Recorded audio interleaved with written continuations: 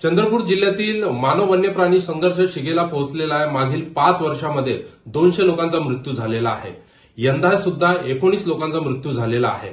आपण बघतोय की दरवर्षी या ठिकाणी ज्या संघर्षामध्ये वाढ होत आहे, त्यासाठी 2021 मध्येच चंद्रपूर जिल्हा वाघ मानव संघर्ष टेक्निकल कमिटी बनवण्यात आलेली होती। त्याचा अहवालही शासनाला प्राप्त झाला, परंतु अद्यापही त्याची अंमलबजावणी नाही आहे।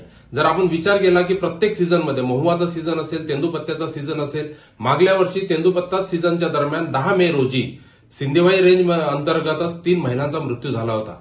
आज त्या ठिकाणी 4 महिलांचा मृत्यू झालेला आहे। आपण जर बघत असाल तर जंगलावरची निर्भरता स्थानिक गावकऱ्यांची आहे। या ठिकाणी एक मोठ्या पद्धतीची उपाययोजना करणं गरजेचं आहे, जे काही टेक्निकल कमिटीच्या रिपोर्ट्स असेल किंवा या लँडस्केपच्या ज्या गरजा असेल, कारण की जंगलावरची निर्भरता आपल्याला कमी करण्याच्या अनुषंगाने आणि वाढलेली वाघाची संख्या आणि त्यापासून होणारा जो काही संघर्ष आहे हा निवारण्याच्या अनुषंगाने सरकारनं कठोर पावलं उचलण्याची गरज आहे। आणि आपण अजून किती संख्येची वाट पाहणार आहोत, किती मृत्यूची वाट पाहणार आहोत।